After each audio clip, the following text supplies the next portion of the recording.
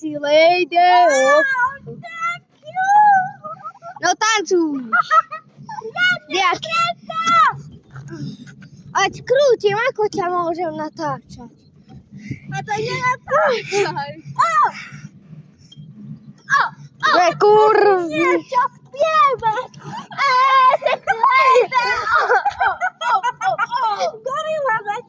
Goryła.